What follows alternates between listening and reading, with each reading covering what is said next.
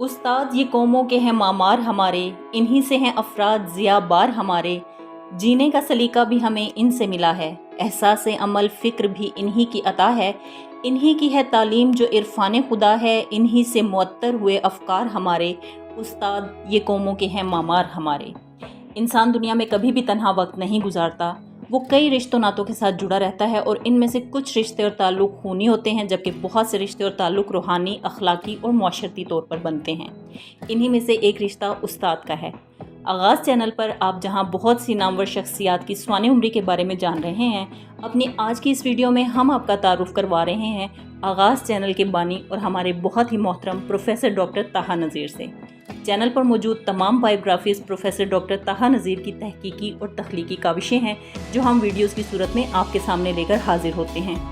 فلسفہ افلاس کے مصنف ڈاکٹر طٰہٰ نذیر ایک ماہر استاد، معروف محقق اور بین الاقوامی دانشور ہیں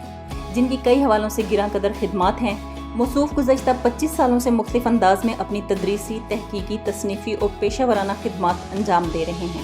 انہوں نے مختلف موضوعات پر 5 کتب تصنیف فرمائیں اور 30 سے زائد تحقیقی مقالہ جات شائع فرمائے، مگر ان کی یہ کتاب فلسفہ افلاس اپنی نوعیت کا ایک شاہکار ہے جو یقیناً ان کے اعلیٰ ادبی ذوق اور بہترین تحریری صلاحیت کی غمازی کرتا ہے۔ اردو زبان کی قلم نگاری ایک پختہ لکھاری ہونے کی شہادت دیتی ہے۔ ڈاکٹر طٰہٰ نذیر نے ابتدائی تعلیم گوجرانوالہ سے حاصل کی۔ گورنمنٹ کالج گوجرانوالہ سے 1990 میں FSc کر کے پنجاب یونیورسٹی لاہور سے ادبیات میں گریجویشن مکمل کی۔ انہی دنوں وہ Punjab university old campus, Punjab public library, Jinnah library کے علاوہ انارکلی، نیلا گنبد اور اورینٹل کالج کے مختلف علمی اور ادبی حلقوں سے وابستہ ہو گئے۔ کچھ عرصہ 7 روزہ زندگی میں کام کیا اور پھر اسی دوران MPhil کیا اور اعلیٰ تعلیم کے لیے قائد اعظم یونیورسٹی اسلام آباد تشریف لے گئے،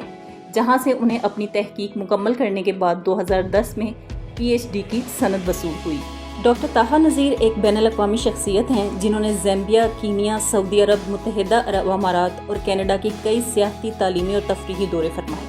دنیا کی مختلف قوموں، علاقوں، زبانوں اور تہذیبوں کا عمیق مشاہدہ کیا، لوگوں کے رہن سہن، ثقافت، سیاست، تمدن اور معاشرت کا قریبی مطالعہ کیا، ہر طرح کے مزاج اور تربیت کے لوگوں سے رابطہ کیا۔ ڈاکٹر طٰہٰ نذیر کئی سیاسی، سماجی اور فلاحی تنظیموں سے وابستہ ہیں اور مختلف انداز سے انسانیت کی فلاح و بہبود میں مصروف کار ہیں۔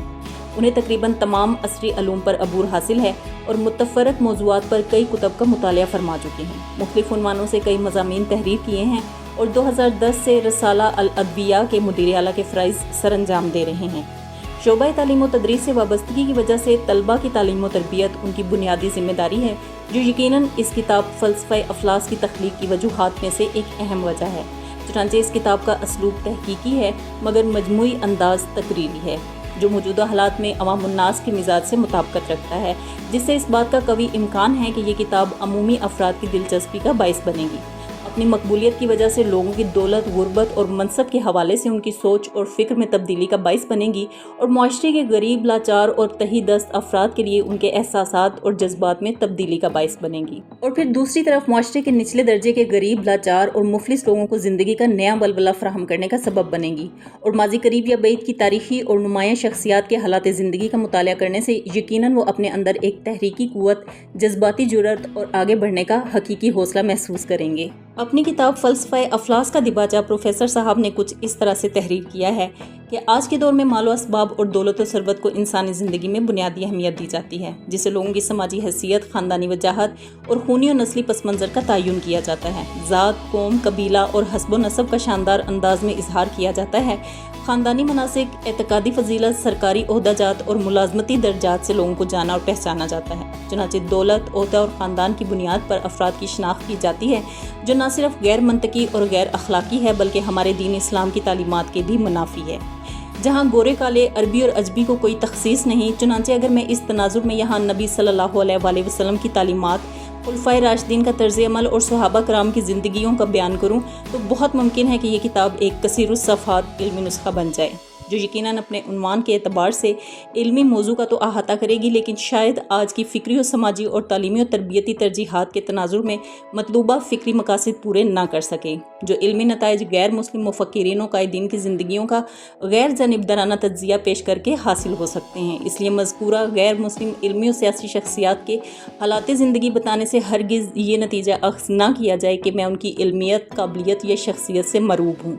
ان کے مکروہ و مبہم علوم اور مجرم مجرمانہ و مکارانہ افعال ہمیشہ اپنی حقیقی شکل میں ہی موجود رہیں گے، اور میں نے صرف ان کی زندگیوں کے ایک مخصوص پہلو کو اجاگر کر کے دین اسلام کی عالمگیر حقانیت اجاگر کرنے کی کوشش کی ہے۔ اس کتاب کو زمانی ترتیب سے شائع کیا جا رہا ہے، جس میں زمانہ قبل از مسیح سے گزشتہ صدی تک کی 12 منتخب شخصیات کے حالات زندگی کا احاطہ کرنے کی کوشش کی گئی ہے۔ اس کام کی تکمیل میں تقریباً 20 سال کا عرصہ لگا۔ 1996 کے دوران جب میں شعبہ فارمیسی جامعہ پنجاب کا طالب علم تھا، اس کام کا آغاز کیا۔ زندگی کے باقی معاملات کے ساتھ یہ شوق بھی جاری رہا۔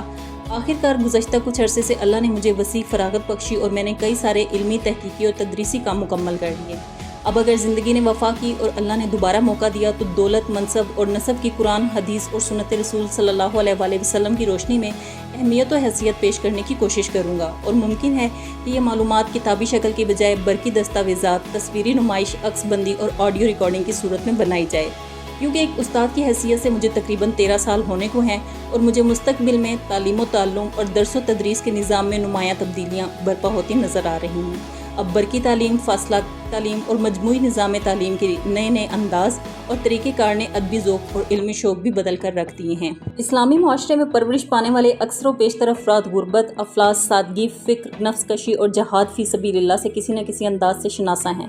جن کے بارے میں وہ اپنے مقامی مذہبی مجالس، دینی مدارس، خطبات جمعہ اور روایتی علمی محافل میں بھی سنتے رہتے ہیں۔ قرآن و حدیث، فقہ، منطق اور تاریخ کے حوالہ جات بھی جانتے ہوں گے، مگر مغربی مفکرین اور قائدین کے حالات زندگی اس مخصوص فلسفیانہ تناظر میں شاید نہ دیکھے ہوں۔ اس لیے میں نے اپنے منتخب موضوع کے مخصوص علمی پہلو کو اجاگر کرنے کے لیے ان غیر مسلم اکابرین کا سہارا لیا ہے، اور ممکن ہے کہ کچھ لوگ میری اس جسارت کو قابل تنقید بھی سمجھتے ہوں۔ پروفیسر ڈاکٹر طاہا نذیر کی لکھی ہوئی تمام کتب یقیناً ایک شاہکار ہیں۔ پروفیسر صاحب اپنی اہلیہ کے ساتھ ایک خوشگوار زندگی گزار رہے ہیں۔ علمی دنیا میں ان کا نام اور ان کی لکھی ہوئی کتابیں یقیناً آنے والی نسلوں تک کے لیے شعور اور آگہی کا باعث ہوں گی۔ اسی کے ساتھ ہماری آج کی ویڈیو اختتام پذیر ہوئی۔ اجازت چاہوں گی۔ اللہ حافظ۔